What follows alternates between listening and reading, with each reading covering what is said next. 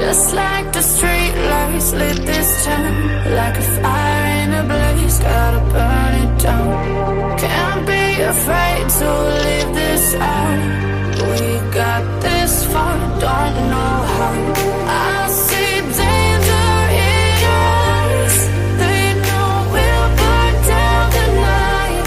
Coming just like the sunrise. You know that we're gonna light it up tonight. We're gonna light it up tonight. We're gonna light it up just like the sunrise. We're gonna light it up now.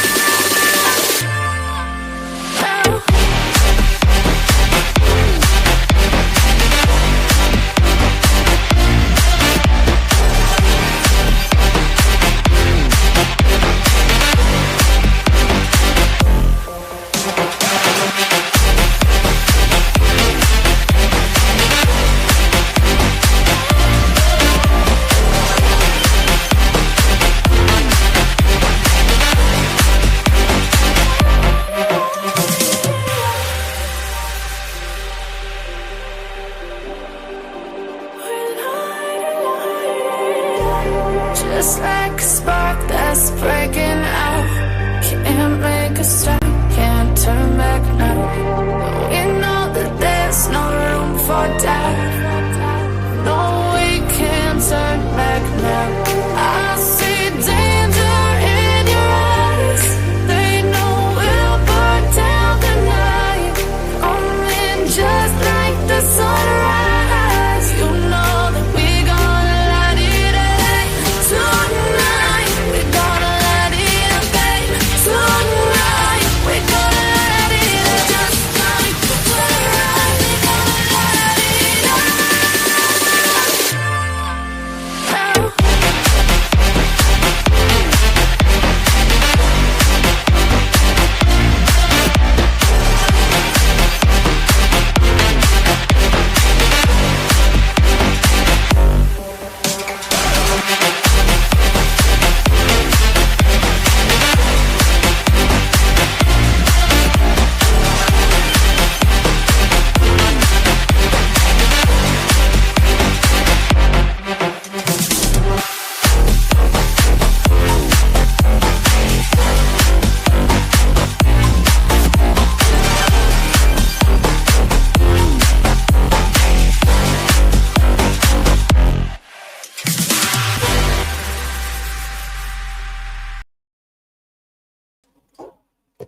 Just got me like wiping my face and my eye.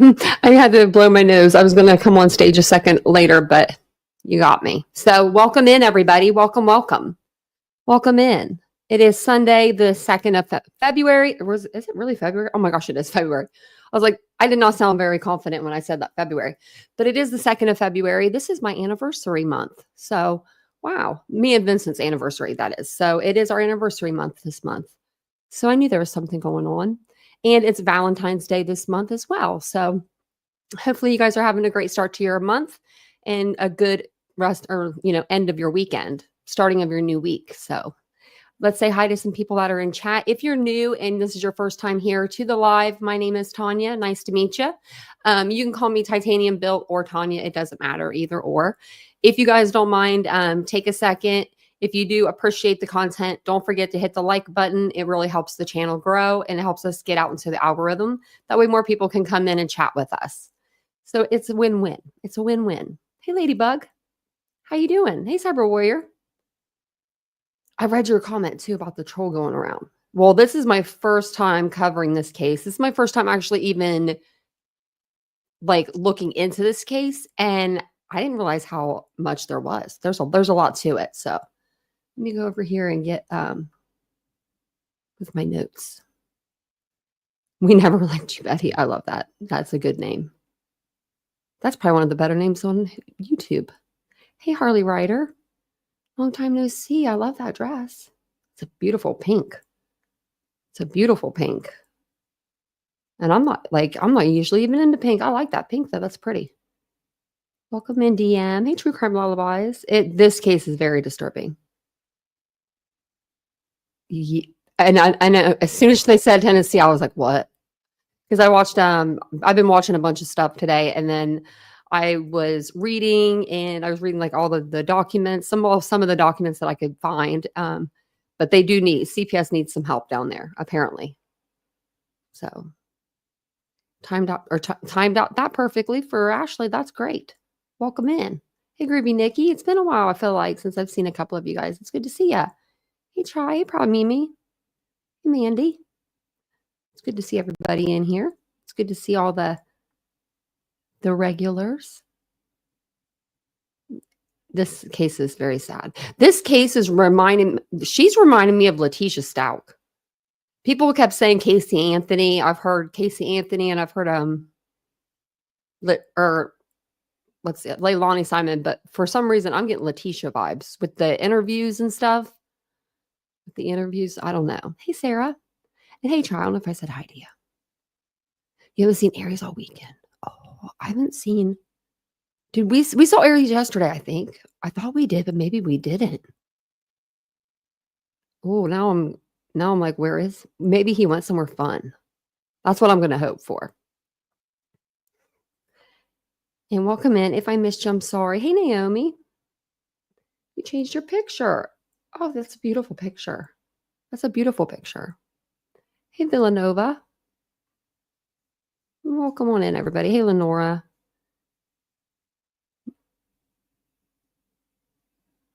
It's local to you, Ashley? Man, I must live like in a weird spot for crime, because you guys down there in those southern states, if you live in like North Carolina, Tennessee, South Carolina, like, I don't know, I feel like there's a lot of stuff going on down in those areas. They are picking the jurors tomorrow. Yep. So I figure this is why not a better time to, go ahead and start a new case. I haven't covered it yet, Proud Mimi. I'm going to cover it tomorrow. I think I'm going to do a day live and cover it. And because I do have it. JS for Justice was awesome and sent me the uninterrupted version of it. So that way, if I wanted to play it, because she knows I'm a Nancy, I'm usually a Nancy fan. But I'm not really happy with her right now. Why do people have kids only to kill them? Right? I don't understand it. You can, there's adoption. Oh, wait, there's Aries. There's always adoption. Or how about you just safeguard against it? I mean, she had this baby young, 17, I think I read. Hey, Aries, there's Aries. Aries is here. He's okay. So, Evelyn May Boswell is who we're going to be talking about this evening, and her mother, Megan Boswell. But she was 15 months old when she was killed. She was born November 21st, 2018 in Sullivan County, Tennessee. Her mom is Megan Boswell, and her father is Ethan Perry.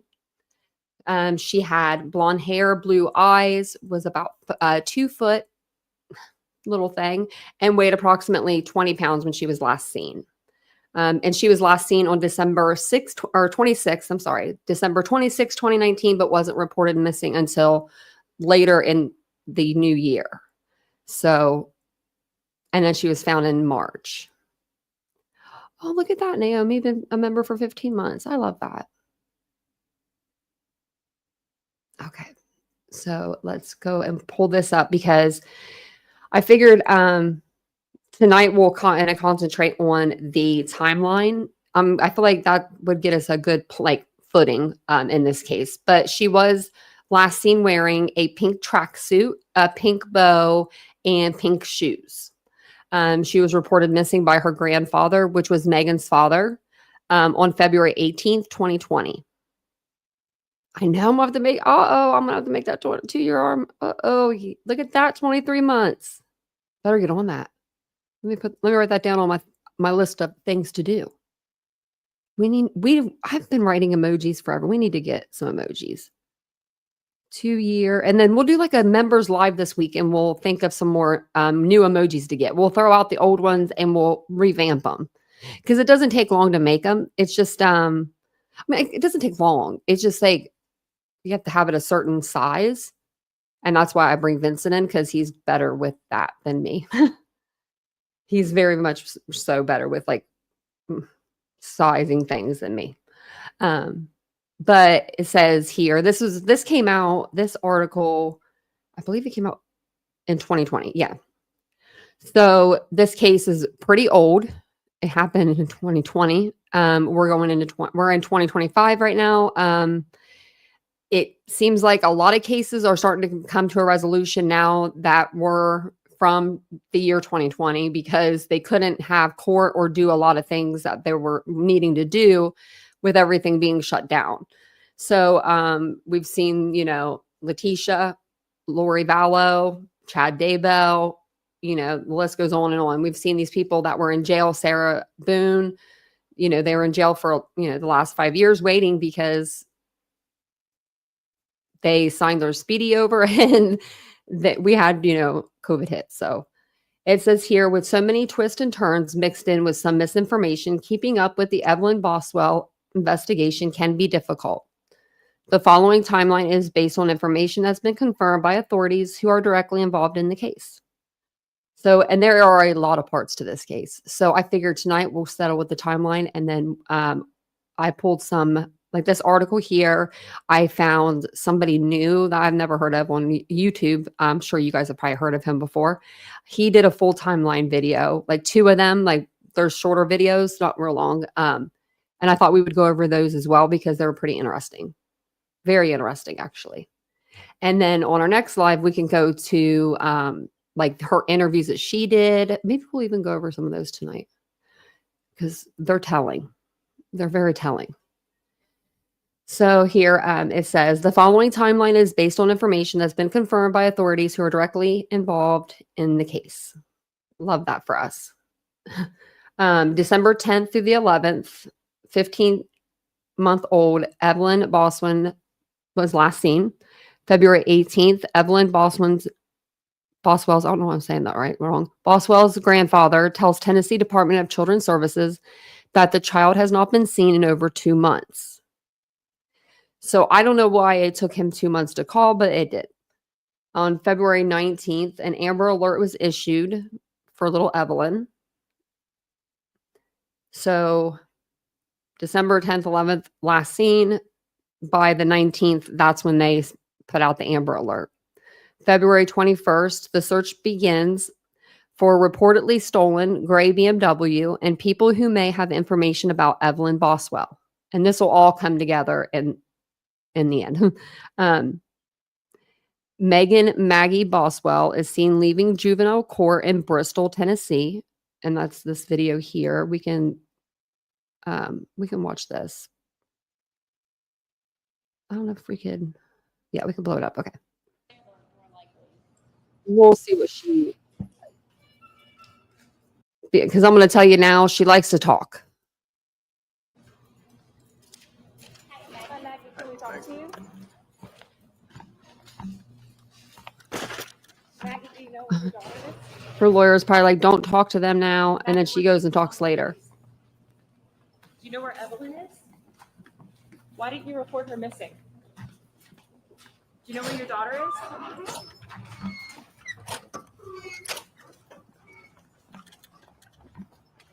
Can you tell me where Evelyn is? Hunter said he never saw her. Do you know where she is? Why didn't you report your daughter missing? What have you been telling the police? Is there anything you'd like to tell us? Anything you'd like to let her know? Do you know where Evelyn is? She's not saying a word. Can you tell us what you've been telling the police?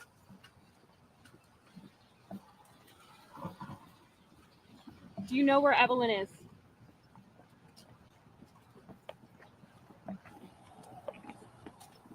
That news reporter is probably like, man, she really parked all the way out here. I got to keep asking her the same questions. Because it doesn't look like she talks during this interview, but she does give one.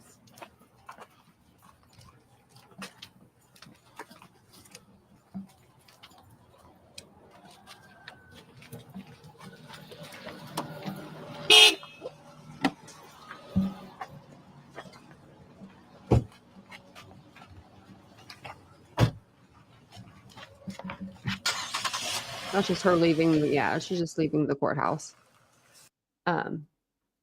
Let's go back because there's this one here. So then Megan Boswell contacts News 5 to do a one-on-one interview. Like, I'd have been like, why couldn't we talk in the parking lot when I was chasing you down a minute ago? But, get it when you can get it where you can get it. But I guess she does contact them and does an interview. She's wearing the same shirt. So, yeah, buckle up for safety. Making chicken. Was it chicken cordon bleu? Oh my gosh. You're going all out. Personality wise, I know, like looking on TV. Okay, so yeah, let's start this over because it's like right when she's talking. So this is going to be the mother of missing at this moment. We don't realize she's going to be found dead later, but she is just supposed to be missing as of right now. And this is her mother, Megan Boswell. She was, I believe, 17 when she gave birth to her, so she's 19 here. I just want to tell you about like her favorite things and personality wise. I know, like looking on TV and just kind of seeing a picture, it's a lot harder to envision a baby. Like her favorite food is like sweet potatoes. She's really sweet. She loves to give people kisses. Favorite song is Baby Shark. Just like that kind of stuff. Can you tell me what's her favorite toy? She has a little Baby Shark puppet. What would y'all do together? Well, she loves to take baths. That was her favorite thing. And she had little shark toys that swim in the bath and stuff like that. Yeah. How old is she now? She's 15 months today, actually. Can you tell me a little bit? Okay, 15 months today, and she's just kind of laughing, smiling, and like. So you said she's very sweet. Is she sweet with everybody? I mean, I understand when you're talking about your child, even if they're missing, and you reflect back on something that they've done, you're going to have that smile, but it's like the whole time. She is. She loves everybody. Can you tell me a little bit about like how you're feeling? Do you miss her? Are you worried? Of course I miss her, and like I can't tell anything about the ongoing investigation, but I'm sure you all have released an article about the car and stuff like that. So they have a pretty good idea of who has her. I mean, if they're watching at this point. She's giving me Letitia vibes. Is there anything you'd like to say to them? I just want her back. Yeah, that's my child. I'm sorry. I know this must be hard. Why don't you tell me a little bit more about her? Do you have any pictures of her? Have you been looking? Not on me, no. Not on you. Have you been looking at photos and stuff of her while you're? How are you coping with all of it? I just want her back. If you could tell her anything now, what would you say to her? I love her and I miss her, and that I'll be with her as soon as I can get to her any way I can. Is there anything that you can tell us about, like, what kind of baby she is? I know you said that it's hard to see. She's a happy baby. She hardly ever cries. She wants to wave and talk to everybody. She walks funny. She doesn't know how to pick her feet up, so she kind of wobbles. Is she talkative? She is. What, she giggles a lot. You'll smile at her, she'll just start giggling. She's very happy. Mm-hmm. And yeah, so she's a fake crier. She's talkative. Is full sentences? Like, what milestones has she met? Like, is she a smart little girl? She is. She hit every milestone early. She can almost say I love you. She's not fully got to sentences yet, but she does say a lot of words. You must be so proud of her. I am. When Baby Shark plays, she tries to like dance with them and sing it. You said that's her favorite song. Do you do the puppet with her a lot? Mm-hmm. And I know all of this is very hard. Can you tell me like how you're feeling? I just want her back. That's all I want. Are you feeling worried or anything along those lines? Yeah. Can you tell me about that at all? Well, the reason I didn't report it or anything is because I knew the person who had her, and I didn't want them to run away with her. And as soon as they thought anything was going on, they just kind of vanished. Mm-hmm. So I'm just worried about, like where they're at, what they're doing with her at this point in time. Oh, maybe that's why people kind of can said that this reminded them of Casey Anthony, because like Zanny the nanny. So you do remember the fake characters? You do. Can you tell us who that is, or you don't? I can't release anything further about that. I'm sure they will at the press conference, but further than that, I can't say anything. Mm-hmm. And so. And they said at the press conference she wasn't telling the truth. Well, now I am because they won't answer phone calls. They've just kind of disappeared. What is it like to? I'm assuming that you trusted this person. How has this trust been broken? What's been going on with that? It has definitely been broken after this. Have you spoken to her father at all during this process? Are you having any support from him or from your family? Yeah, my grandma's very supportive. She always is. That's good. But you haven't spoken to him. Did you say her grandmother? Mm-mm. Or from your family? Yeah, my grandma's very supportive. She always is. So her grandmother is always supportive, not her mom. Okay. That's good. Did grandma take care of her? Mm-mm. When was the last time you saw her? In December. In December. Okay. And Oh, okay, I guess I just got to point this out too. Who gave this girl a haircut? She has one piece of hair that's so long, but then the rest of her hair is short. I don't know what's going on. It's freaking me out. what was that last day like? Like right here. Was it a good day? I think it was about around Christmas, right? Can you tell me about that? It was a good day. She had a little pink bow in her hair and a little Puma tracksuit on. It was hot pink. And what, like, I know that you're hoping that she'll be returned shortly. Is there anything that you'd like to say to the person or people that have her that you think they should hear from you? They should just bring her back. They obviously know like what's going on and like, you know, they need to bring her back home. Mm-hmm. And you said that you trusted this person. So when did you realize that trust might have been broken? Well, when they just kind of took off and wouldn't answer anybody. Around when was that? Whenever this whole thing started. Okay. All right. And can you tell me a little bit more about like how you're feeling? I know all of this is scary and everything. It is. I just want her back. Mm-hmm. That's all I can think about. Is just get her back. Is there anything the community can do to help you? No. Other than look for her. I know they released the car information and the tag number and stuff like that. Just any leads at all, they need to like call us so we can go check them out. Try to find her. Has anyone like have you gotten any information from the community that's been helpful, or you just kind of been listening? I don't really know. They've all been looking at leads and stuff like that. Mm-hmm. I mean, they are working their butts off. Has the police department and everything, the sheriff's office, been keeping you in the loop for this They whole have process? been. How's that been going? Has that been good? Positive? It is good. Good. And I know that you said that you're getting a lot of support from your family. Are they like helping you going to courts and meetings and stuff with you? I know you've had a lot of.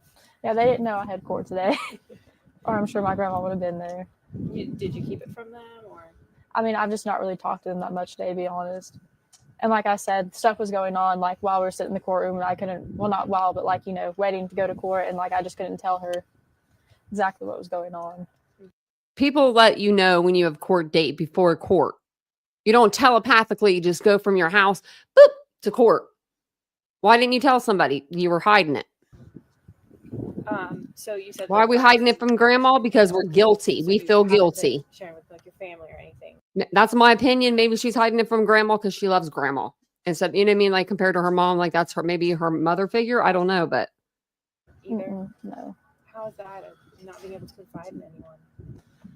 I mean, the police officers are very nice, especially like Sergeant Matt Price and stuff like that. I can talk to him or like them, and they've been like really helpful this whole time. They really have been. And anything else that you think that people should know about Evelyn, about like what makes her so special? She's just a very sweet baby. She's got, you know, the little dimples on her face. Do you think she looks like you? No, she definitely looks like her dad, but she does have my eyes. That's good. You have very pretty eyes. Thank you. She's the cutest baby ever. So you'll know it's her when you see her. Mm-hmm. She loves everybody. She tries to kiss everybody on the cheek. She tries to wave. This is weird to me. You don't have a picture of your missing child. You're not wearing a shirt with the picture of your missing child on it. Not a button. Not a phone that you can show a picture. That's weird. To everybody. What mother doesn't She's have a very picture friendly. right on hand She's of very her kid? friendly and sweet. So when I bet half you mothers in here have an old crusty yearbook photo, probably 40 years old in your wallet somewhere. Well, I bet somebody does. Like, what's that game show? I forget where and he like guesses stuff in people's bags. Whoever's got the old 40-year-old yearbook picture of their kid, let me know. Because you do, like, you keep things of your kids. And like when hopefully you're reunited with her, what will be the first thing that you do? Just hug her. I mean, I know it sounds weird, but like I miss how she smells and like her laugh and like everything. I just want to hold her. Hey, PM. So I know that this must be like you're missing your baby, and then there's been trust broken, right, as well. Are you worried about her safety? I mean, in a way, yes, just because we can't find, the car or nothing like that. But they have exhausted almost every option, you know what I'm saying? They're working around the clock. They have a whole room of people up there like dedicated just finding her, and I appreciate that. Mm-hmm. Do you think that they are going to find her? I do. I have full confidence. You do. Are you feeling hopeful? I am. Can you tell me about that? Like what keeps you going? What's giving you hope? And the team up there is just honestly really good. They're all really good, and I can like confidently say that, like when I'm not up here, I know that they're doing their best to find her. I'm not worried that when I'm not up here, they're not like, just sitting around twiddling their thumbs. I know that they are trying genuinely. Right. Do you have any regrets about not involving police sooner? I know that. Well, sort of, but also in a way, I knew that as soon as anything went down, the person was going to just disappear, and they have, and they've tried to find them. They are going to find them. Mm-hmm. And I know they'll bring her back to me. You feel fully confident then. That's good. But if you could do this all over again, is there anything you would do differently? Yeah, I probably called the first day. I should have. But I just didn't want them to run with her.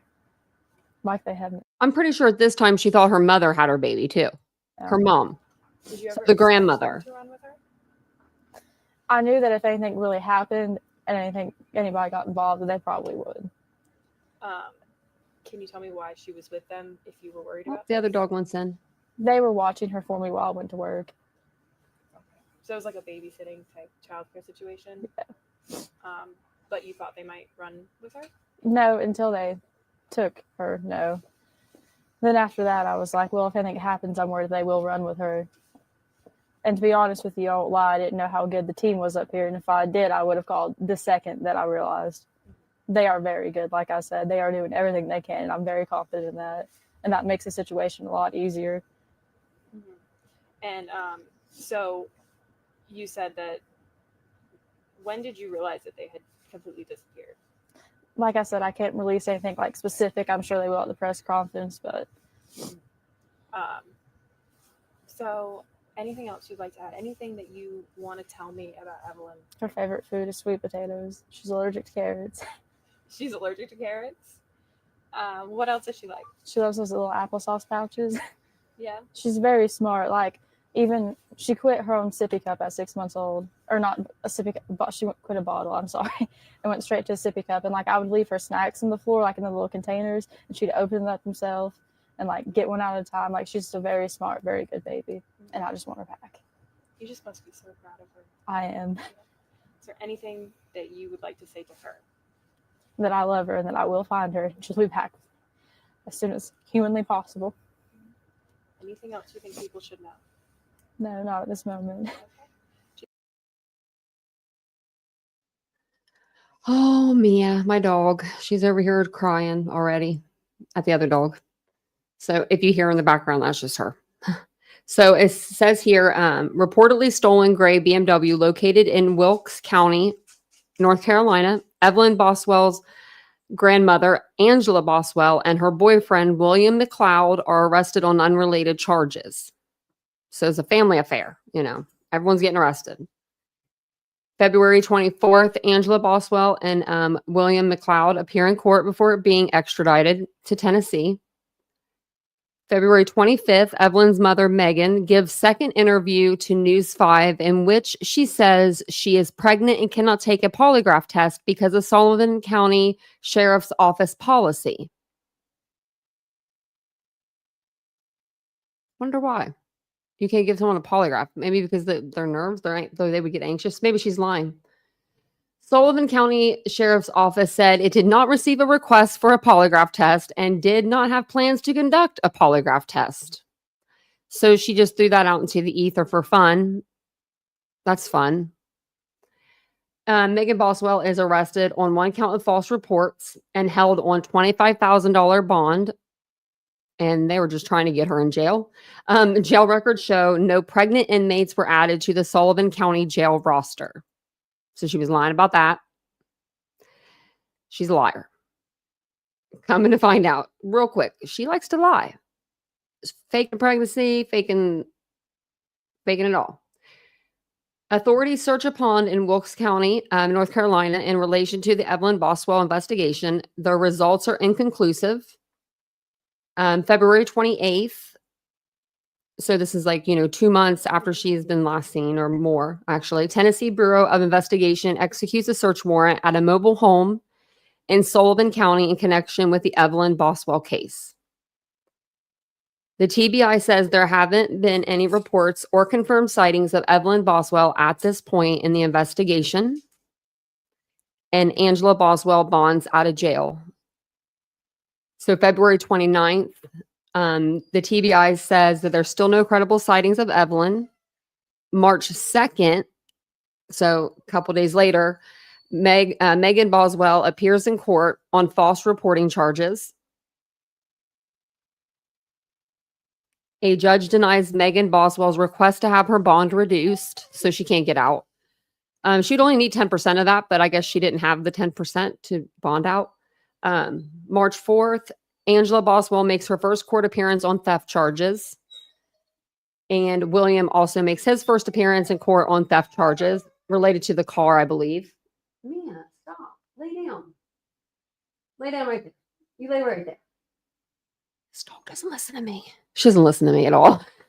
Mia, lay down right there. Right there. You got a chair and you got a bed.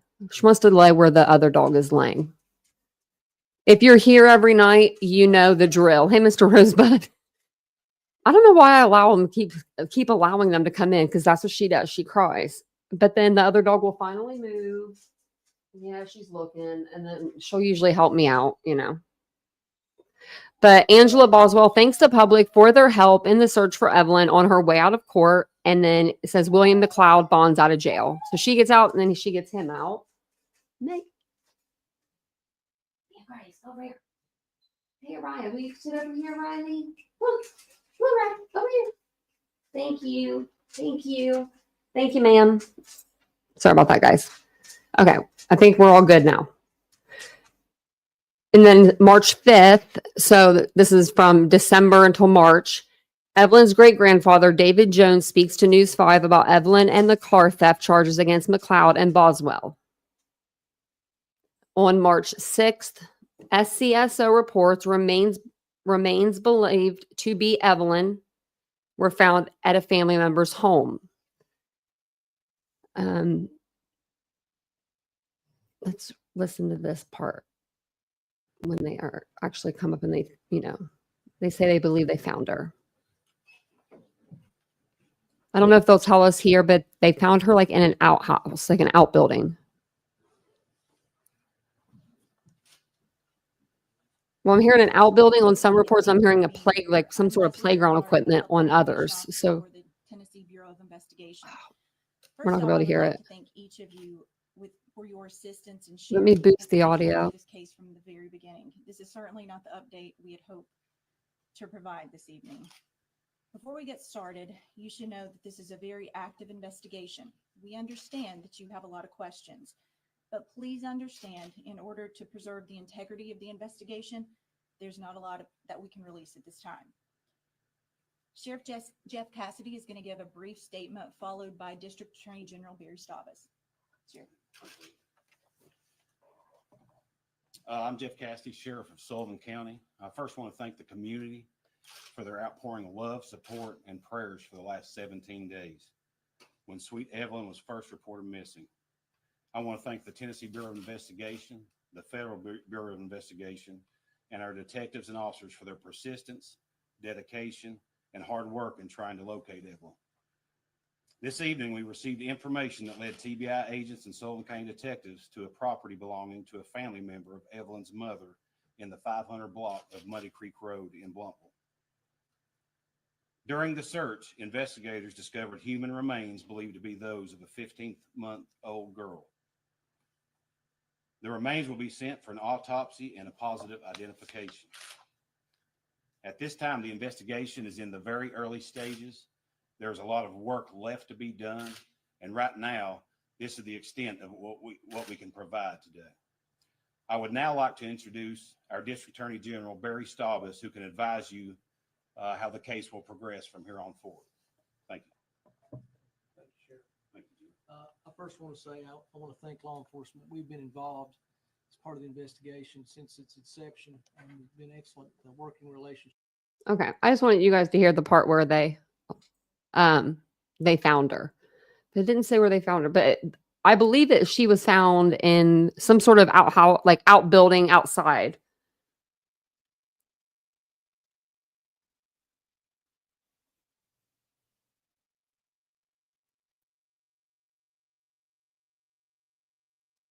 The place, see, that's what I heard too. So Tennessee gal, I'm wondering. I've heard both. I heard she was placed in the mom's playhouse, like where she that her grandfather had built for her. But then I heard she was placed in an outbuilding, and I'm like, what? I've heard a couple different things. So I'm glad that you guys are here and that I've been following this case very closely. Because you can help us out. Because reports are always different. I swear. News media are always like that. And if you don't, if you're like just starting to research a case, it's like, why does it say 3 different places, and then you have to figure it out from there. But on March 7th, attorneys tell Megan Boswell of human remains found believed to be Evelyn. Sorry. On March 9th, Megan Boswell makes her first court appearance since discovery of human remains. A judge increases Megan Boswell's bond from $25,000 to $150,000. She probably wishes she could have bailed out for that $25,000. March 10th, court documents reveal new details about the remains believed to be Evelyn. And I think that's this article here. So it says court documents state that the body believed to be baby Evelyn Boswell was found in an outbuilding of the property. See, that's where I found this in the 500 block of Muddy Creek Road Friday night. And this is, I think, local NBC WCYB 5. But I heard it somewhere else. I think I heard it that it was in the playground. Like, I think Vinnie Politan or something like that. But we'll have to see if we can find another article. Let's see if we can just look it up, actually.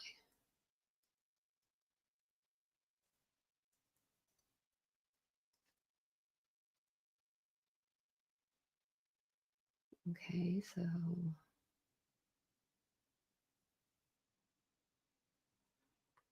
this one describes them finding her.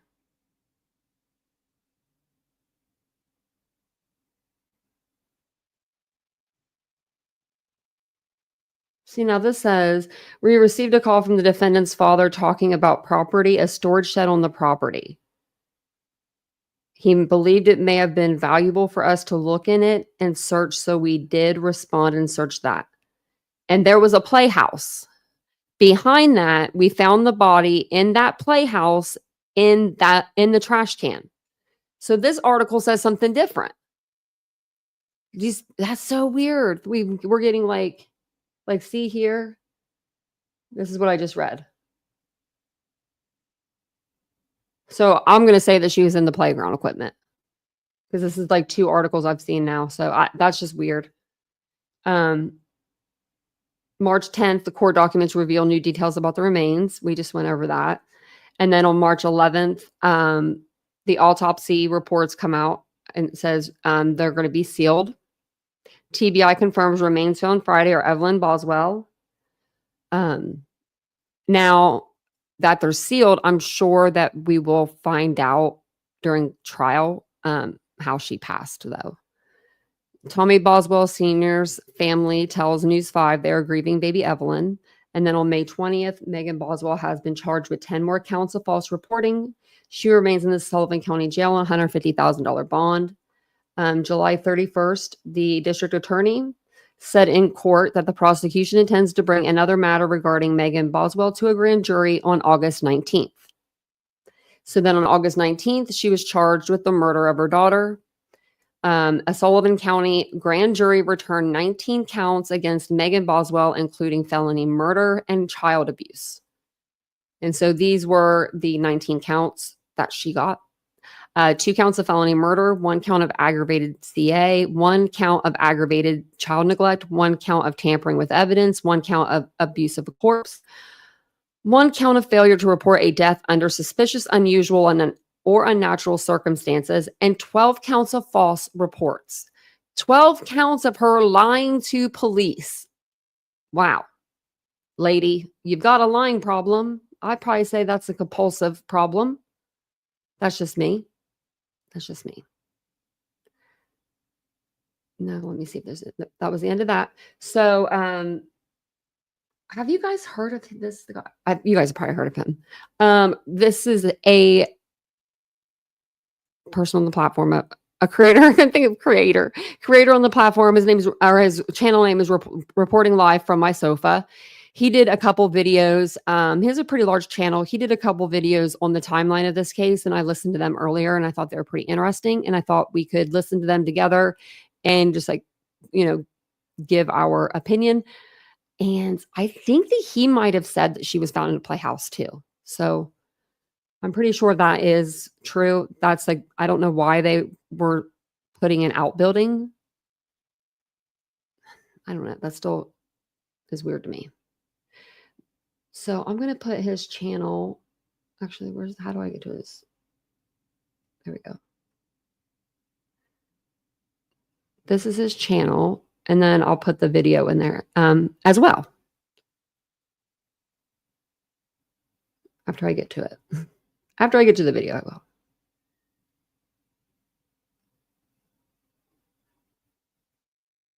Okay.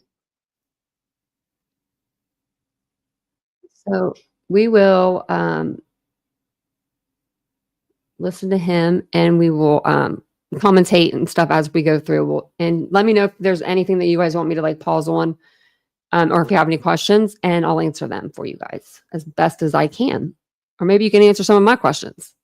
But I thought he did a really good job in putting the timeline together. So this video is a little bit longer. It's 25 minutes, but then the second video, part 2 of this, is only about 10 minutes long. And we'll leave it on normal speed. Maybe we'll speed it up if we need to, but I think he talks pretty quickly. Sure, your sofa seatbelt is Maybe buckled not. up for today's video. Maybe he is Today, more we're going to relaxed. be discussing a case that began in a year that honestly, probably none of us are going to ever forget. And that is the case of Tennessee versus Megan Boswell back in 2020. Now, this is going to trial next month. I'm going to try and be at the trial. So go ahead and buckle your sofa seatbelt up. Let's take a trip in the portal, the time portal, back to a time when this first began. Or if this is brand new to you, let me introduce you to this case.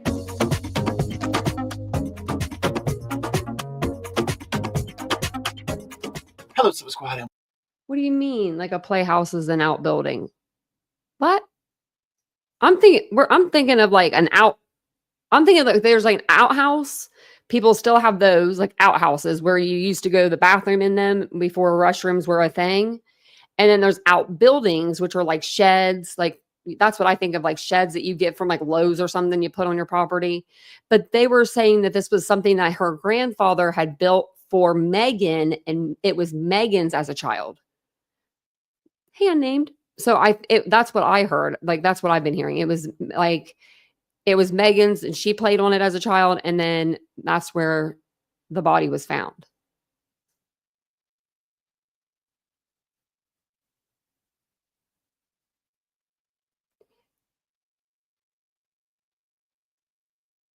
Okay. Let me go ahead and put this back on. And welcome back to the sofa. Psh, sofa's back there. Psh, I'm right here. My name's Paul. If you're new to the channel, if you're not new to the channel, my name is still Paul. Today, like I said, we're revisiting the Megan Boswell case that's going to trial next month. We'll be going over it. We'll be talking about it. It's a very sordid case. I covered this years ago when it was going on, and there's so many different players in this case. So what we're doing today is we're going to start with a timeline. I'll probably be a couple of videos just to break it down into digestible lengths of time. And we're just going to kind of lay it all out before the trial starts. Allegedly, it's starting February 4th. So this is right around the corner. We're going to see. I'm going to try and make it to the actual trial. So we'll just see from there. So this video will consist of me talking, video clips, newspaper clips, all that jazz. Okay. So let's go ahead and dive in. Now, the case against Maggie Boswell, it's one that's all too familiar. And it began with that horrible noise that sends a lead ball to the bottom of your stomach. And that's the sound of the Amber Alert that went across Tennessee, letting everybody know that a child or someone was possibly in danger. Now, those Anybody from Tennessee remember getting that Amber Alert? Because I know there's a lot of cases we'll cover on the channel like that are from Ohio, and I remember the Amber Alert. Us here in true crime that follow these cases and whatnot, we know the sound of that noise or anything like that, that time is of the essence. Time becomes extremely critical all the way from the very moment that that first distress call is sent in, really until the very end of the investigation, right? That becomes a huge key player and often the outcome of what's going to happen. Now, before we go much further, what I want to do is take a quick look at how the Amber Alert operates in the state of Tennessee. Even though this is like a federal law and whatnot, it operates differently from state to state and whatnot as far as like what triggers it and what does that. So let's take a look specifically at what takes place in Tennessee when we hear one of those alerts. So an article published last year in the Knoxville News Centennial indicates the following. And I'll put it up here on the screen. It says the Tennessee Bureau of Investigation, TBI, is the missing children's clearinghouse for the state. It is the only agency that can issue an Amber Alert. They are reserved for the most serious of missing children cases. I Now, didn't know in that Tennessee, they go out until today, until this guy. And we went over the Amber Alert system. So it says that it's the only, like the Tennessee Bureau of Investigation. So the TBI is the only agency in that state that can issue an Amber Alert. I didn't know that. I thought that like any department could. out statewide. In order for the system to be activated, TBI says the following criteria must be met. Okay, so we're going to go over these. Number one, the person is 17 or younger. Number two, an imminent danger or bodily injury or death.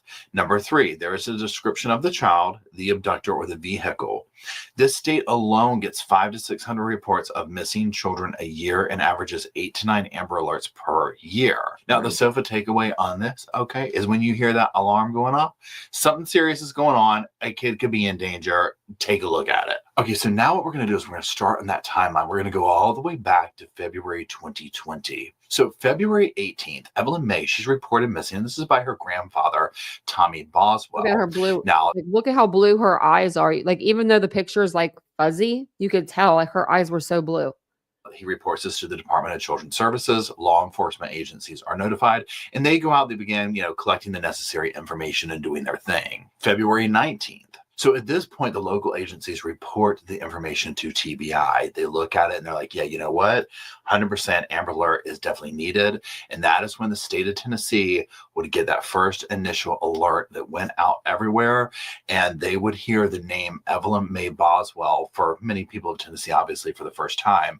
But this wouldn't be a name that was forgotten. This would be one that would literally become almost a household name in much of Tennessee and the nation. So now remember the dates we just went over, February 2020, February 19th.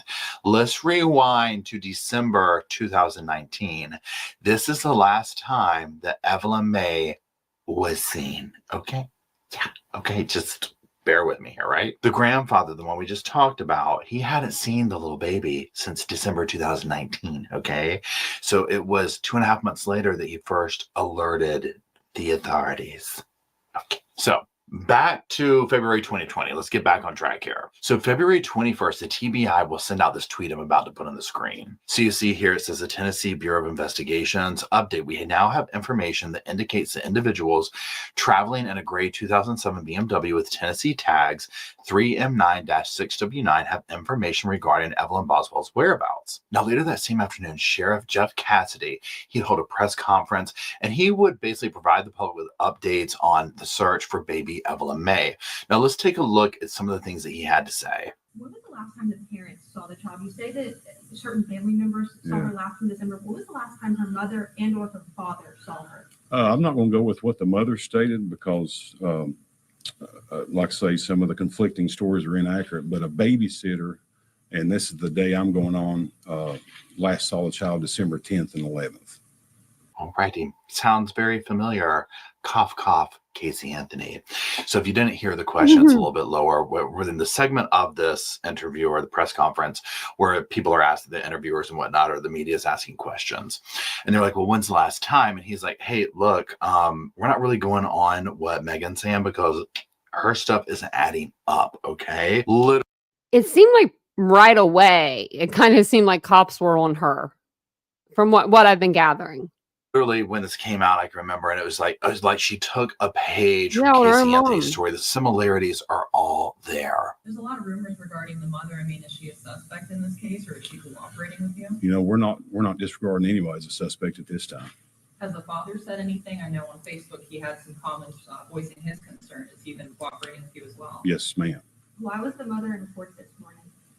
I'm not sure. I'm not sure why she was in court. Now, one of the earmarks of this case that makes it so tricky, so layered, so complicated is the legal going-ons with multiple family members in this. You're going to hear as we go, I'm not sure if we get to the mother and boyfriend and whatnot, between the mother, the boyfriend, Megan, they all had these court cases and other stuff going on from previous charges and this, that, and the other. So it really muddied the water. And who has custody of Evelyn? Did the mother have full custody of her? Yeah, they had a baby out of wedlock in the state of Tennessee. The mother has full custody, so the mother would have full custody of the child. And this is just confirming again what we talked about earlier. Wow. Okay, so if you're in the state of Tennessee and you have a baby out of wedlock, automatically the mother gets 100% custody? Huh. They had the baby out of wedlock, and apparently in Tennessee, that defaults to the mother having full custody. With reporting a child missing after the child's been gone for 2 months, I mean, even though she said she's cooperating with the investigation, could she be looking at any additional child endangerment charges or stuff related to that?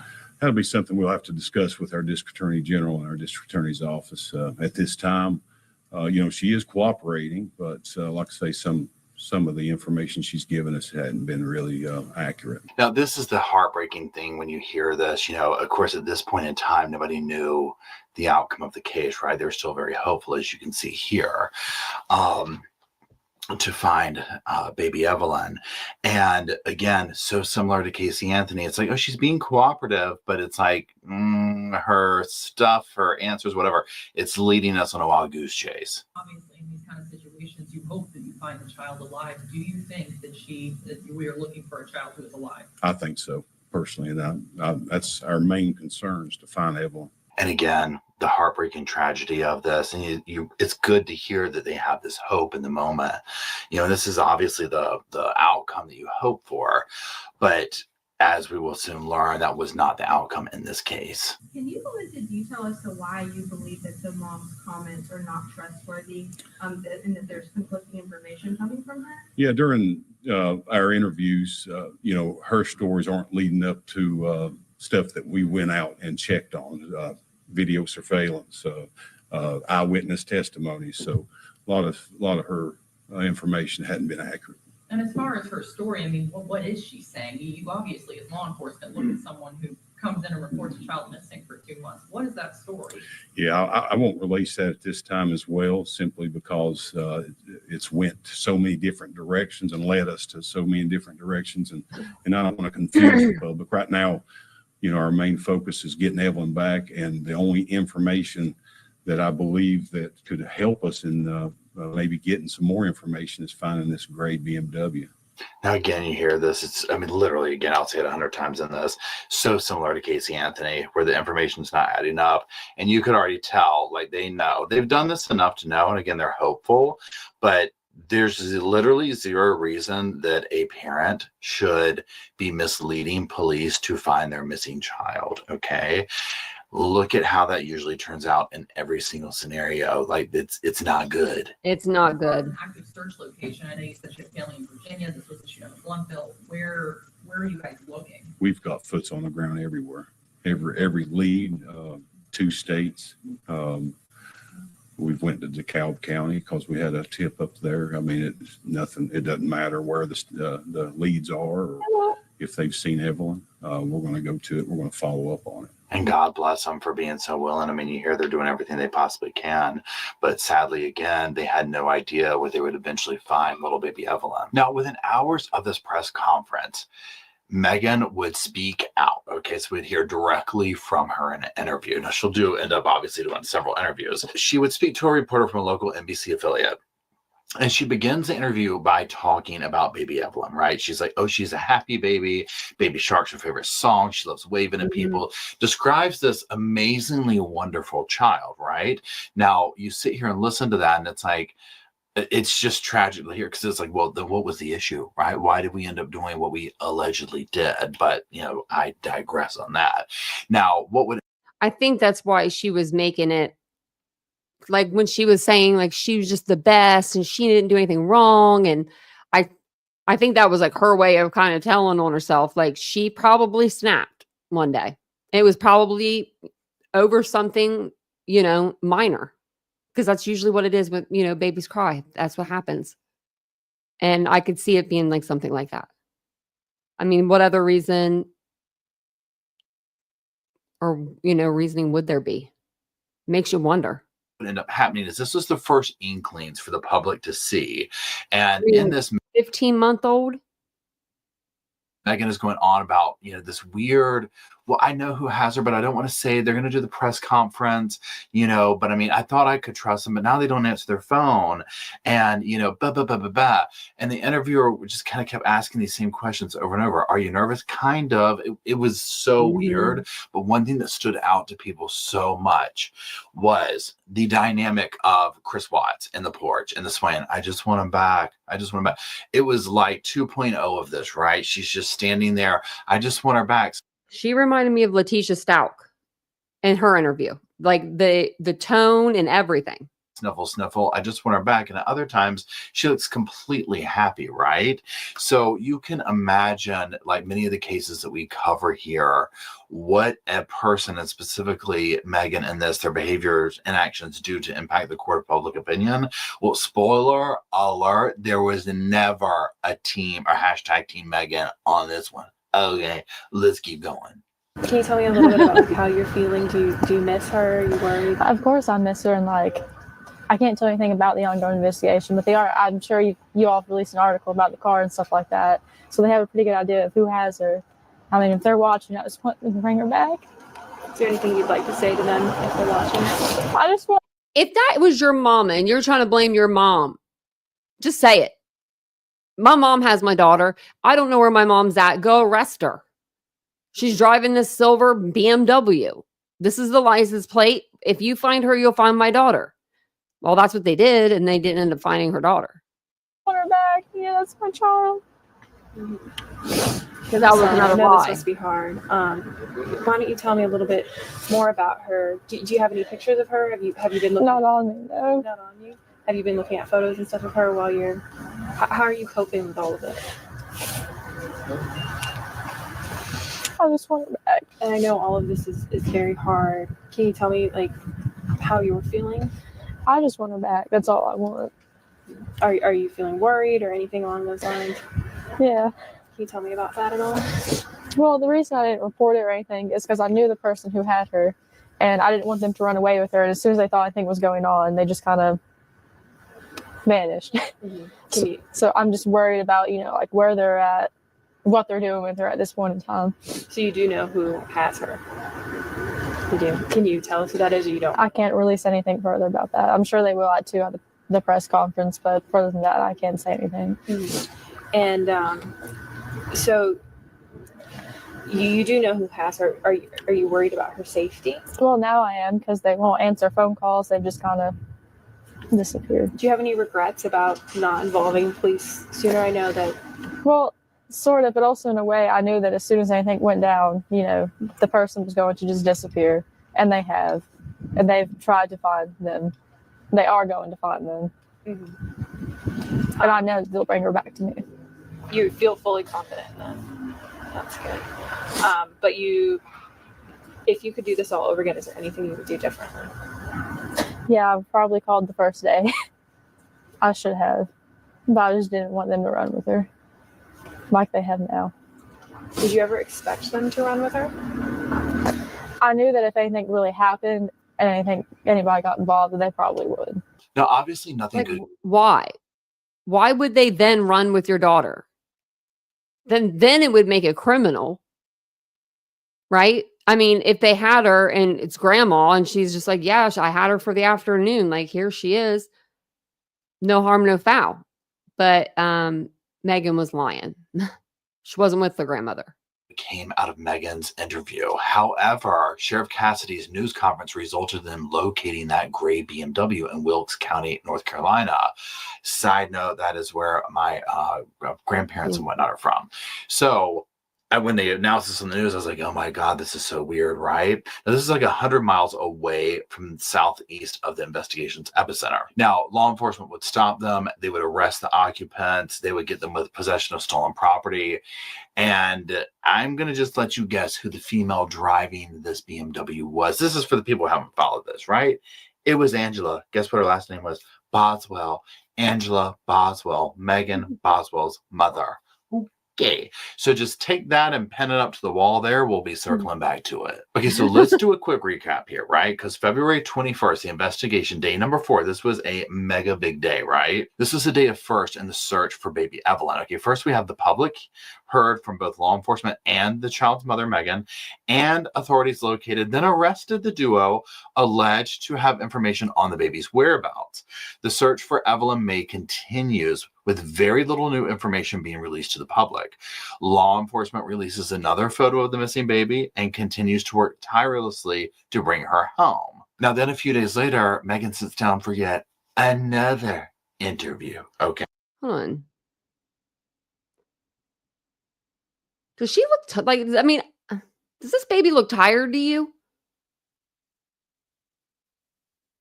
Like, her eyes look dark? I mean, she's a cute little baby, but the more I look at her eyes, though, they just look like she's like tired. Hey, loves to lurk.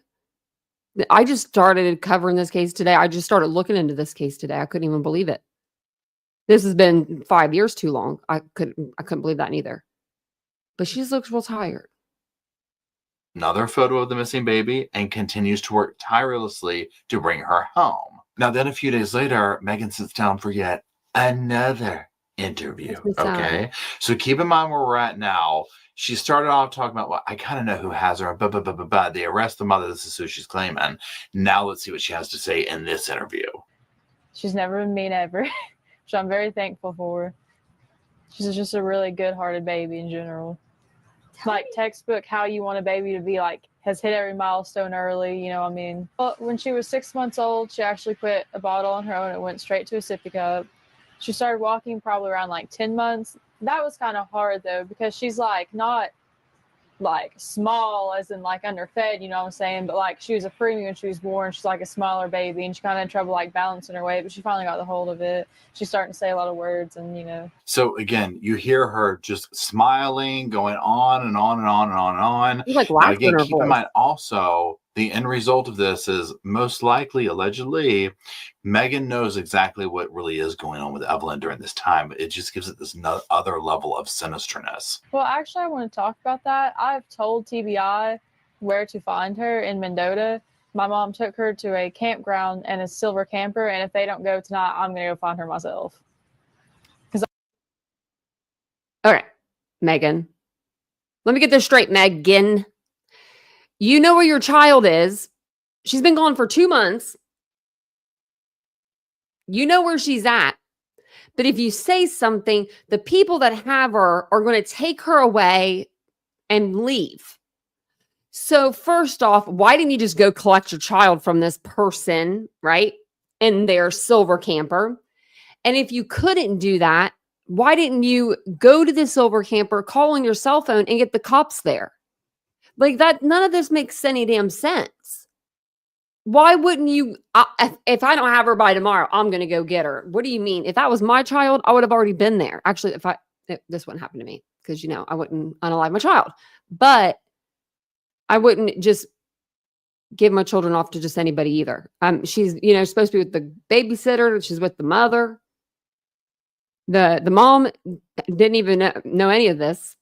She gets arrested. So I've told them, and they're not really like taking it seriously. And if they don't go tonight, like I will go myself and go get her. Tell me about the last time though that you saw Evelyn. Tell me what you guys did and when that was. We went to go out to eat, and then my mom came and got her. She was wearing a little hot pink tracksuit with the matching bow, little matching shoes. The absolute confidence in Megan saying the story is bone chilling. Okay. Literal bone chilling. I'm not sure what she thought she was going to pull off with this because, again, spoiler alert, none of that happened. Okay. Like, that's what's so eerie about this. And the way she's doing it with a smile on her face. My mom, like you can ask her, is a very vindictive, manipulating person. And Yes. she basically like threatened me the whole time that she was gone. Do you know who has Evelyn right now? She dropped her off somewhere in Mendota at a silver camper.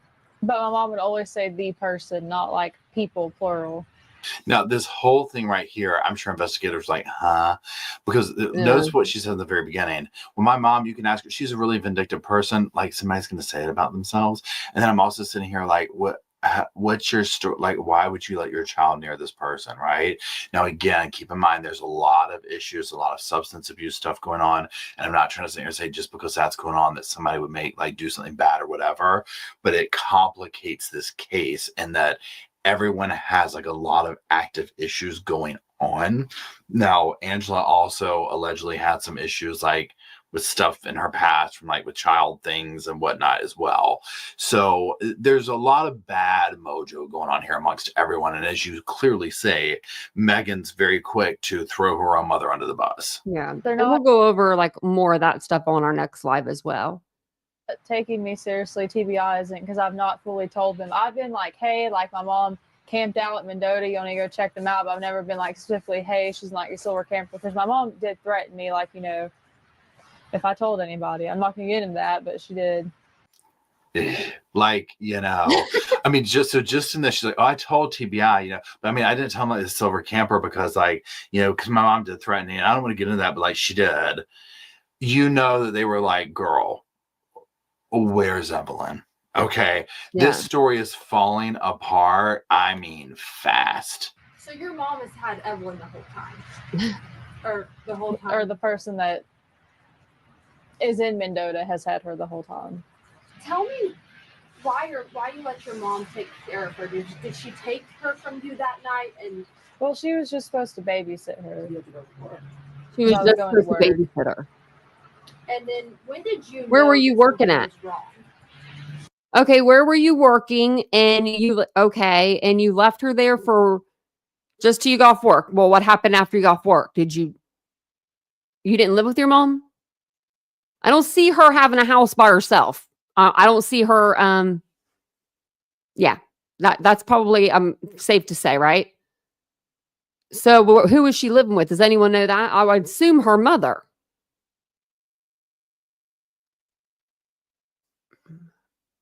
Well, whenever like she picked me up Wednesday, she was staying in a trap house. And I told her, like, hey, they're doing a press release about the Amber Alert thing. And then she freaked out. That's why people don't normally stay in the trap. I was just going to say, like, they normally don't live in the trap. That's why it's a trap. I didn't find her. Like, nobody talked Her to her for grandfather. days until they arrested her. She That just makes kind of poof, gone. But she kept trying to take me to Mendota, and I kept asking. I was like, oh, are you taking me to Evelyn? And she would never tell me yes or no. And I was like, well, if you're not, I'm just calling my police station, come and get me. Like, I'm not playing these games with you. The other eerie thing about this is the way she's smiling this whole time. The whole time. Like, I don't know if you call that duper's delight or just pure evil. But again, listen how she's literally blaming this on her mother. And I guess to me, I'm thinking, what do you think that your mother's going to say?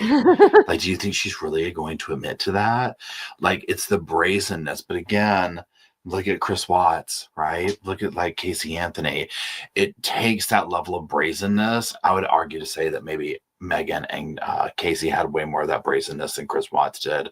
I think he was way out of his league once he realized what he did, right? But Casey and the lies that are just coming off of them and the sinisterness is absolutely just bone chilling to me. Now, you can only imagine that after this interview, WJHL reported that the Sullivan County Sheriff's Office scoured, a campground in Mendota.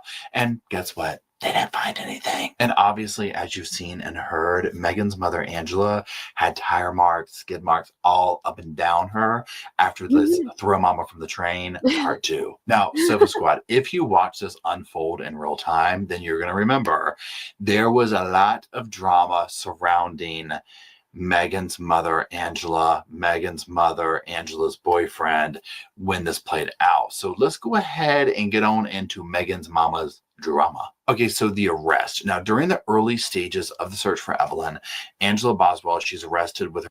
You can't beat a good face tattoo.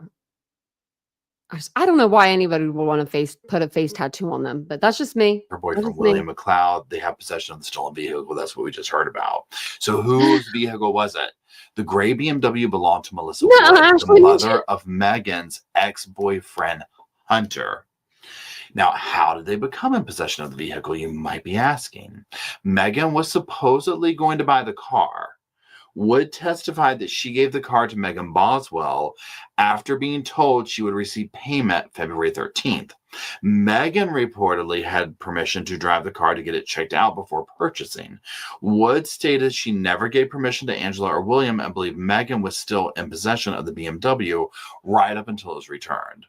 So then who reported the car as stolen? Surprisingly, It wasn't Megan. Okay, concerned mother Megan. It wasn't her. Nor was it the actual owner of the car. It was law enforcement. Knox News reported that authorities investigating the disappearance of Evelyn May filed a car theft charge against the pair in order to get both behind bars for questioning about the little girl's disappearance. So what did this have to This baby had not a chance in hell. I mean, do with the search for baby Evelyn? Absolutely nothing. It just slowed things down. Now, Megan's mama might be a lot of things. She might have a lot of drama. She might have a rap sheet bigger than a CVS receipt, but she was not an accomplice to this crime of her daughter's, okay? So what I want to do is also get into where Angela's case fits into this, or where her crime does.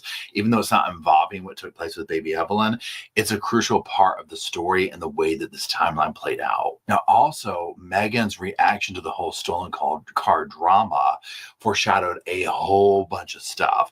Now we're going to get into Megan's reaction, all that drama, her mom and all that in the next video. What I want to do is round this out and ask some questions and go over some thoughts. Now, if you are watching and you're new to this case, you probably have a ton of questions like I did, like I still do, like law enforcement did, the whole 9 yards, right? Like I said, it's incredibly complex, okay? One of the things that I noticed in this case, again, are the similarities to other things we see. Think Letitia Stalk, think Chris Watts, think Casey Anthony, all of these cases that we've seen that were very popular.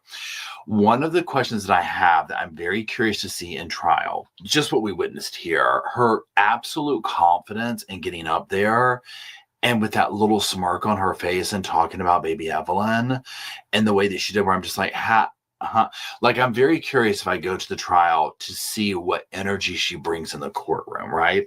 And I feel like with this case, you would have to be in the same room with her to get her vibe.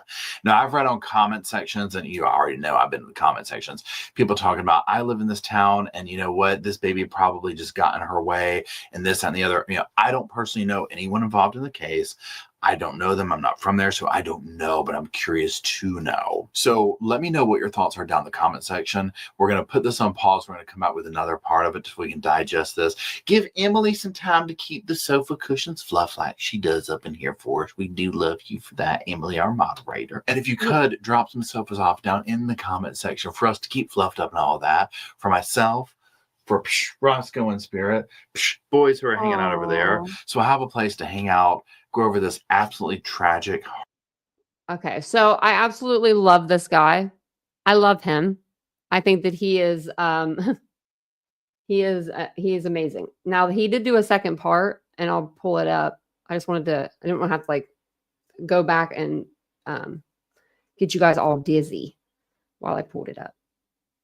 But yeah, that was the first video I ever watched of his, and don't know where he's been. I mean, he's been here the whole time. He's never was in my algorithm. I don't know what's been going on with my algorithm though. I don't even know. I don't even know what's going on with it. So that video was 11 days ago. And so then he did a part 2 5 days ago. And I got about halfway done with this one. Oh, I guess this one's a little bit longer than 10 minutes. It's 18 minutes. So there's a lot to this case. If you guys haven't been able to tell already just by this one live. That's why I was like, let's just try to get down like a timeline, of sorts. And I will end up doing like a presentation for you guys as well, of the timeline after we, during our lives. Now she will be starting jury duty, starts tomorrow, or, picking a jury starts tomorrow, jury selection. They usually take a couple of days for jury selection, so the trial should start this week. I would assume that they would have opening statements by Wednesday or Thursday. If not, no later, I would say than next Monday. But I would say that the trial is going to start this week.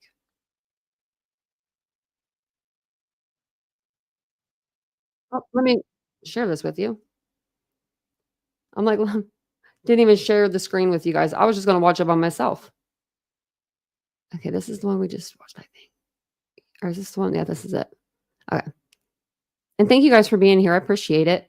And this guy is reporting live from my sofa. And I've been, I dropped his video links in the chat, but I'll drop this video link because this is a new video. Timeline. Yeah, he's good at telling the story and the timeline. I like him. In the tragic case of baby Evelyn Boswell and the case against her mother, Megan Boswell.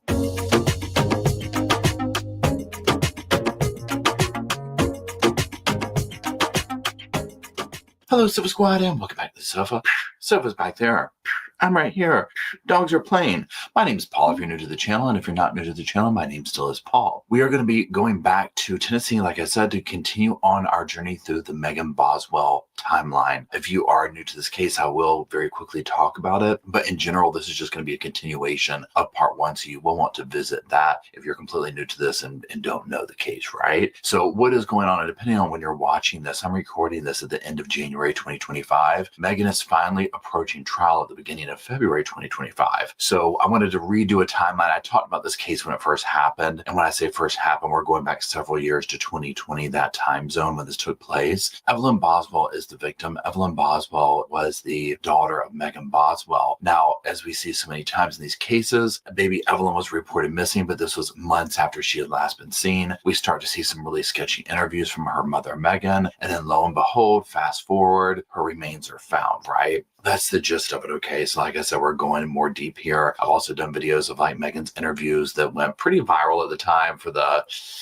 bad part of it, okay? So before we also jump in, please keep in mind that I ain't no doctor, I ain't no lawyer, ain't no therapist, and none of that fancy credentialed stuff, okay? I'm just a guy with a sofa and some sass, right? All of these are just my opinions on very public information, so I urge you to do your own research, come to your own opinions. Well, could you be nice down the comment section? So let's go ahead and get started. Now, like I said, in today's video, we're returning back to Tennessee. Now, where we left off was with those, how will we say it, those rather enlightening TV interviews that old Megan was giving. Once again, her loose relationship with facts and skills of deflection were on full display. And she made the classic rookie mistake, well, several of them, but one of the most classic ones, which was blaming an innocent person in the situation. Now we're going to go ahead and call this innocent adjacent, because if you do recall, this person is Megan Boswell's mother, Angela Boswell. Now, yes, she's had her own situations and own stuff going on. We're not trying to say. Didn't they say she was 42? Didn't I read that somewhere? She looks bad. That she didn't. But when it comes to this specific case, when it comes to specifically what took place with Evelyn, so far, it does not show that she had anything to do with this, especially in the way that Megan was throwing her mother under the bus in the beginning of these interviews. So with that being said, let's go ahead and jump in and discuss how the rest of this investigation unfolded. So February 25th. Now, within hours of that second interview, Megan would reach out to a TV station via Facebook Messenger, and she would be like, yeah, you know what? Actually, I can't take the polygraph because guess what? I'm pregnant. Now, it seems like this came out of absolutely no. It's like, why even tell that lie? Like, I'm just going to call the news reporter and tell him I'm pregnant and I can't take a polygraph test because I'm pregnant, even though the officers didn't offer me a polygraph and I'm not pregnant. Like, it's almost like she wanted to get caught. Like she was pushing the envelope, you know, like just seeing what she could say.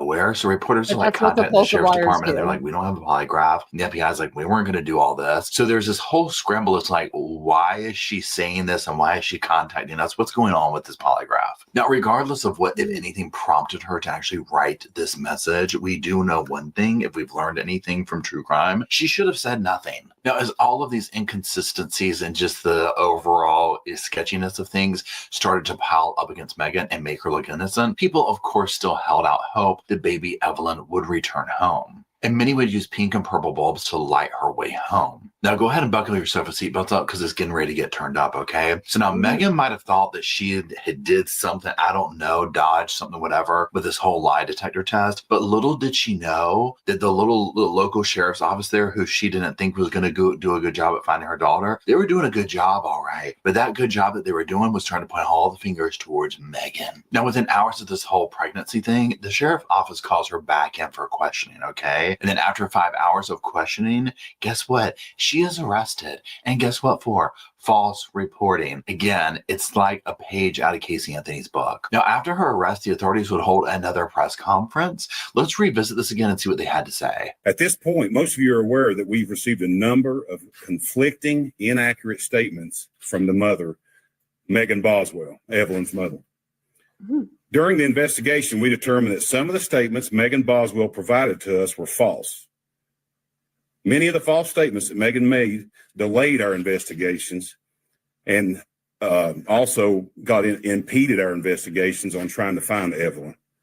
As a result, she has been charged with false reporting. Because the investigation remains active and ongoing, we can only release specific answers to this investigation. Of course, everybody knows that a lot of the stuff that we've received, with it being conflicting and inaccurate, and a lot of the information you all are receiving are from the mother, Megan. Now, I wonder if they would have just charged her with the false reporting, right? You're not in jail that long. So if she would have did her stint in jail, and if that body was hidden until after she could get out of jail, like they would have probably just let her out because she would have got out for false reporting. I mean, they still wouldn't have had her kid, but they don't do things. I don't know what cops do when there's no children being brought back. They don't do much. We've noticed that in Madalena Kojikari's case. So I'm just wondering what happens in the state of, Tennessee when you can't produce your child. A lot of the stuff that you're seeing out on social media, I know that little. and a lot of the stuff that has been relayed to you hadn't come from our office. So we want to release the most accurate information to you all, and we want to be promptly in doing so. So a lot of the stuff that you all are getting is from the mother, and you take with it what you want. But she has been inaccurate, conflicting statements. all through this investigation. Now, you can only imagine that when the public heard this, reporters, everybody, not good, right? I mean, he's essentially telling people, don't believe what she's saying because we have caught her in a web of lies. Let's keep going. However, please know that we remain committed and continue to do everything possible to find out what happened to Evelyn. And as always, as soon as relevant information and accurate information, I want to really reiterate that as it comes to us, we will get that out as soon as possible. Okay. It has to be so disappointing because you can hear him say, I want to, reiterate accurate information. Like, it's so obvious to them that she's lying through her teeth, right? And as an investigator, especially when it's dealing with a little baby like this, I mean, can you imagine the fear and the thud in your stomach of the realization of like, this probably isn't going to end well. Vault said that her story has changed. The mother's story has changed multiple times since you guys initially started talking to her. Since she's been arrested, has her story changed yet again, or kind of what it's been like? Every time we talk to her story changes. And I'm serious when I say that, every single time. Sheriff, you said the last verified sighting was 4th of December. A moment ago, we previously heard it was 2026, December 11th. 10th or 11th is what I've been going on simply because it was verified by somebody that's not lied to us. Is that the babysitter? Yes, ma'am. Yes, sir. So you talked to him or her? We've interviewed everybody. Okay. Wow. So you heard him. She's lied constantly. You can see the frustration. Like, they don't believe a word that she says, okay? And again, I'll just reiterate, this has to be like a thud in their stomach, right? Now, it would take no time for this to, ignite a potential lead. And investigators turned their focus to a tip that they received that would launch a search in a pond near Wilkesboro County. Now, this probably sounds familiar because remember, back to the drama with Megan's mother, Angela, and Angela's boyfriend. This is the county that they were stopped in, caught in, whatever you want to call it, with that car when Megan was trying to like throw them under the bus. It's also where my grandparents are from and my dad and all them. Just let me say all that now. Now, the public would learn that hours before Angela and her boyfriend William were arrested in Wilkesboro for the stolen car thing, they would have gone to William's grandmother's to try and get money for gas. However, she was like, there's something suspicious here. He's wet, his feet are wet, like what's going on? I'm going to quote her here. She says, quote, he told me they were wet because a pipe burst at the motel where he was staying, but he has been devious enough to have been involved in something. Now, in under 4 hours, North Carolina officials were able to say, you know what, this has not been a conclusive search. This is a nothing burger, as they like to say. Now, also with this briefing, people started speaking out more and more, including one of Megan's high school friends. Now, I'm going to quote them as well. So Christian Arnett, this is Megan's high school friend, had this to say, quote, when we talked in March 2019, she wanted to go back to work and was looking for a babysitter. Megan appeared to be a good mother, and she talked a lot about Evelyn. Christian also said, the situation doesn't add up. I believed her, but as the interviews went on, I think she knows. I think she knows where Evelyn is, and I think she knows who has her. Now, remember that whole pregnancy thing we talked about earlier? Well, I'm going to also sit here and quote what the captain had to say about this, so buckle up. So Captain Andy Seabolt, this is what the Sullivan County Sheriff's Office, had this to say. I cannot confirm or deny her pregnancy. What I can tell you is that the jail medical staff keeps track of pregnant inmates for obvious purposes. On Monday, 2/24, there were 4 pregnant inmates. On Tuesday, 2/25, there were 4 pregnant inmates. Evelyn Boswell was booked in at 9:19 p.m. on Tuesday. The pregnant inmate count went to 5 on Tuesday, 2/25 at 11 p.m. when a pregnant woman was booked in. On Wednesday, 2/26, the pregnant inmate count was 5 total. Okay, just go on and do the math on that one, right? Now let's jump to February 26. Now, this is when detectives would follow up with a lead that was in a Sullivan County mobile home. And, people who are watching all that, they were like, you know what? We saw officials digging up near the ground. This is going on, that's going on. And things were kind of hush-hush about what was taking place. Now, remember this at this point. You have Megan, Angela, her mother, and William, Angela's boyfriend, all in county lockup, all very busy with different court appearances. So they are like, you already know that like the news is following this and whatnot. So March 6th, sadly, we would get a very sad message from the TBI officials, and they would hold a press conference. Let's take a moment and listen to that in the news that was released. And thank you for being here. I'm Leslie Earhart, a public information officer for the Tennessee Bureau of Investigation. First off, I would like to thank each of you for your assistance in sharing information about this case from the very beginning. This is certainly not the update we had hoped to provide this evening. Before we get started, you should know that this is a very active investigation. We understand that you have a lot of questions, but please understand, in order to preserve the integrity of the investigation, there's not a lot that we can release at this time.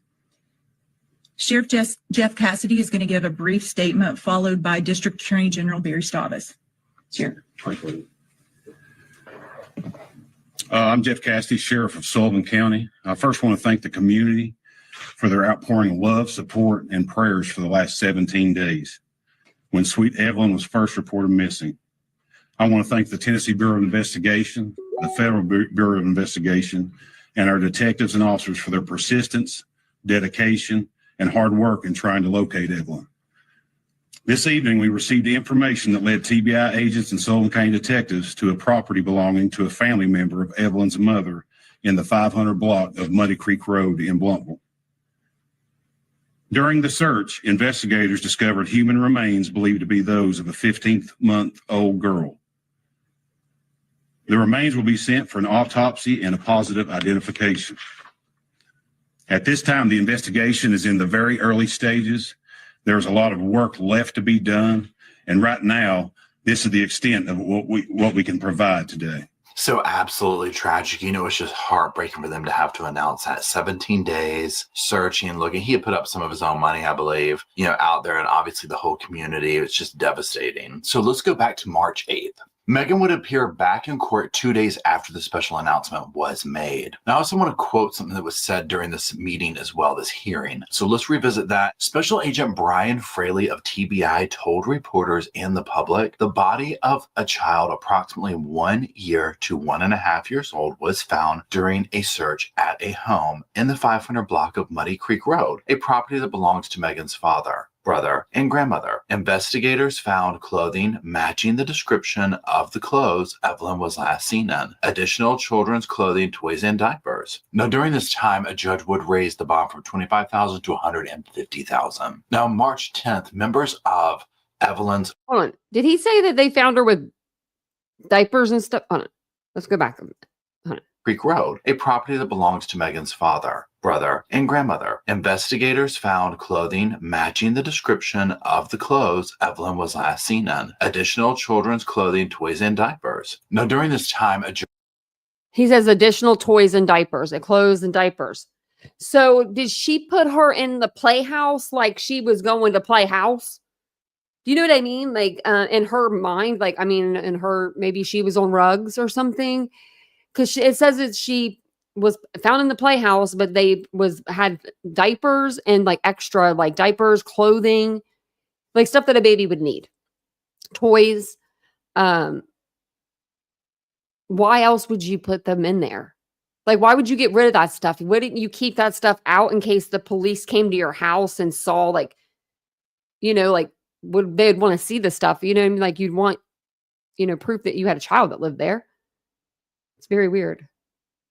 Judge would raise the bond from $25,000 to $150,000. Now, March 10th, members of Evelyn's father would come forward. And his family had pretty much remained silent through most of this, but they would come forward and they had something to say. I'll quote them. Our focus has always been Evelyn and now on the investigation and bringing all those responsible to justice. We have complete faith and confidence in law enforcement to do just that. Now, the following day, the TBI would confirm that those remains found were indeed baby Evelyn. Now, let's go ahead to March 12th. Now, members of the Boswell family would have a statement to say, and they would say this, I'll quote them. The immediate Boswell family, excluding Angela Jones Boswell of Evelyn, are in anguish and grief over their loss. It has been a very tough and trying time for everyone. At this time, we do not want to speak publicly about the tragedy. We are still trying to process what has happened. We ask for the media and public to respect our wishes as we need more time to grieve privately. Now we're going to fast forward, and I mean big fast forward to August 19th. Now, 6 months after this went public, after everything came out, Megan will be hit with 19 charges in relation to this. Let's take a moment and look at a clip here about that. Police levied a laundry list of charges against Megan Boswell tonight.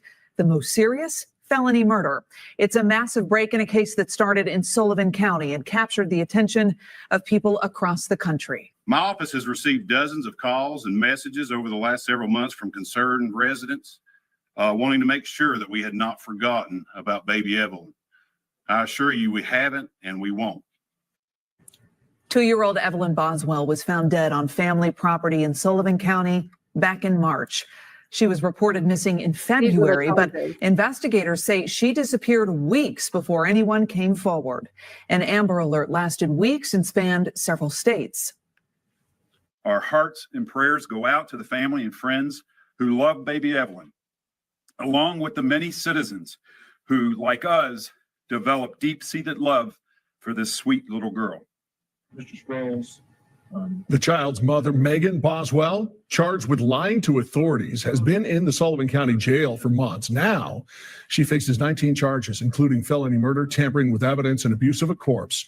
Authorities say they can't discuss the circumstances that led to Evelyn's death since it's an ongoing investigation, but they say Boswell is the only suspect. For months, police said that Boswell gave a different story every time they interviewed her. She shared one version about what happened with local reporters months ago. I just want her back. That's all I want. I've been so long without her, and I know a lot of people are like, oh, why didn't you miss it earlier? Because my mom threatened me, and I just want her back. That's all I can think about so much. I just want her back. In another version of a story that Megan Boswell is also captured on camera saying that she knew who had her daughter but didn't report it because she feared retaliation. During tonight's news conference, the head of TBI Knoxville's former police chief, who we heard from earlier, begged people to report suspected child abuse.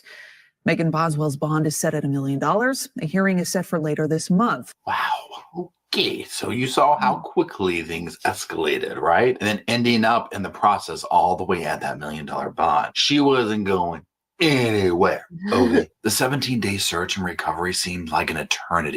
She was probably like, man, I was trying to get that 25,000 reduced and I'm at $1 million.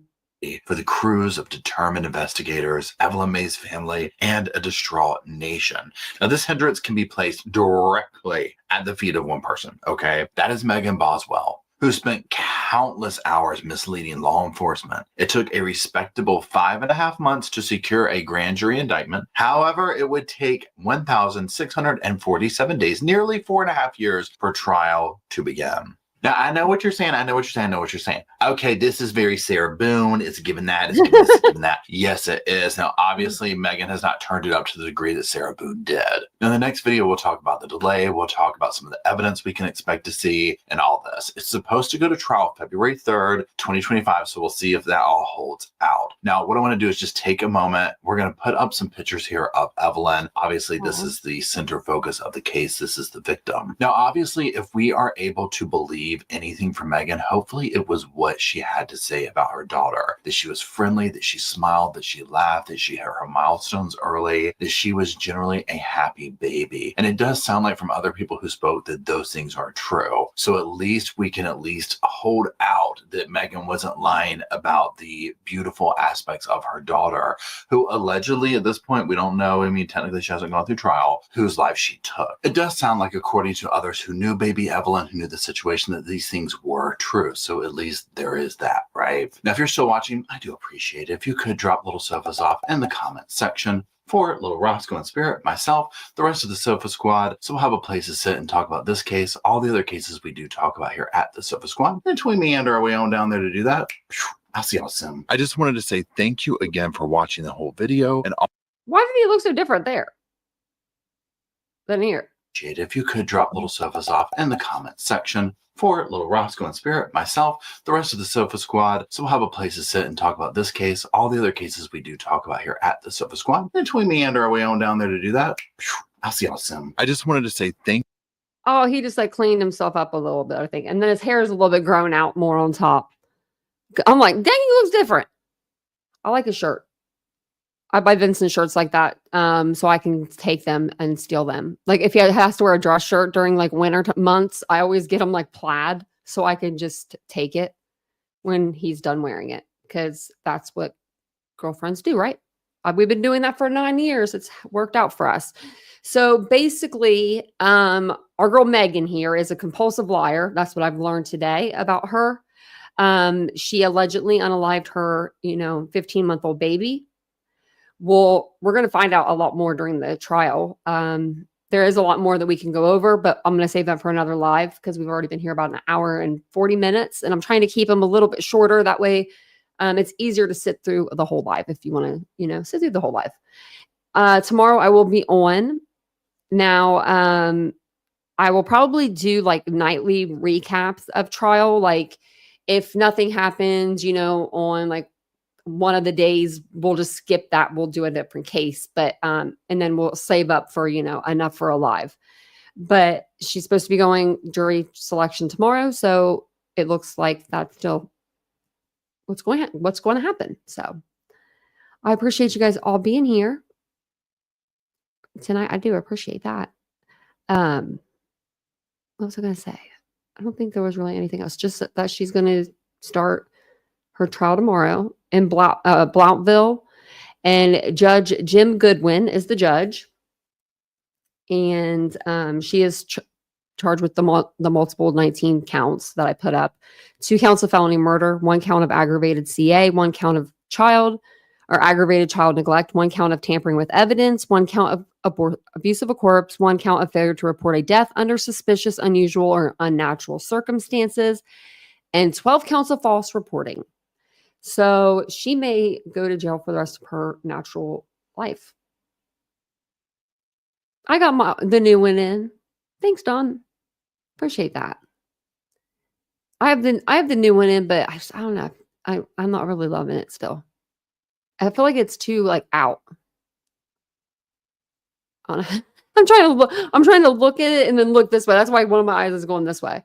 Because I'm trying to look in the reflection, but I don't know. I might put the old one back in.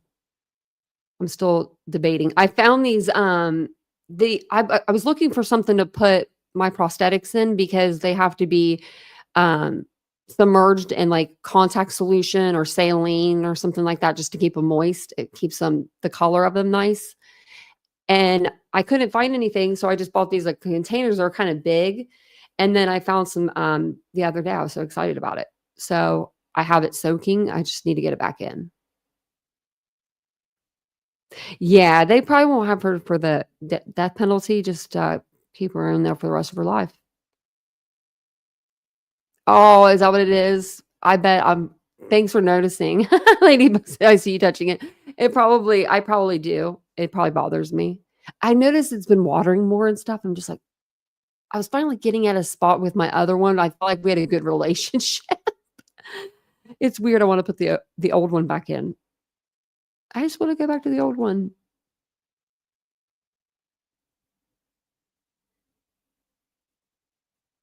Oh my gosh, squeaky wheel. Well, you guys have a wonderful evening. Tomorrow is Monday, February the 3rd. Tomorrow is the day that I got my dog, Mia. It's your day that you came home tomorrow.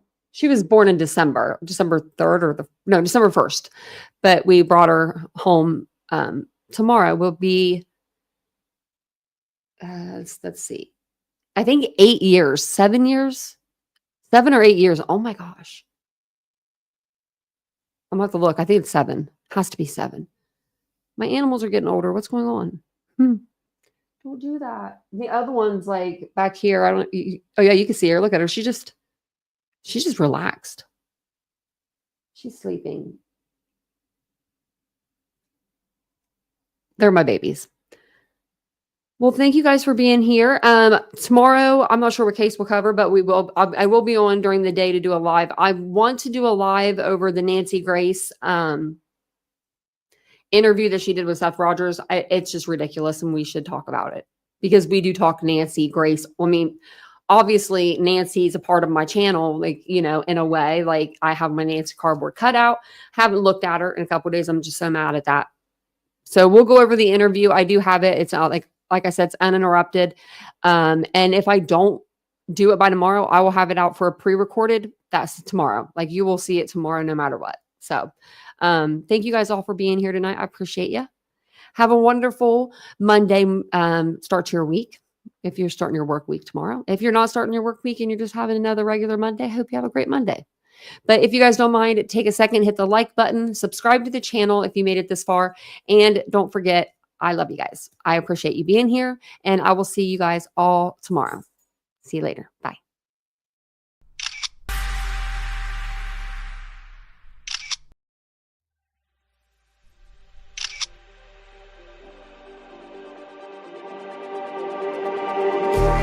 Just like the street lights lit this town, like a fire in a blaze, gotta burn it down. Can't be afraid to live this out. We got this far, don't know how.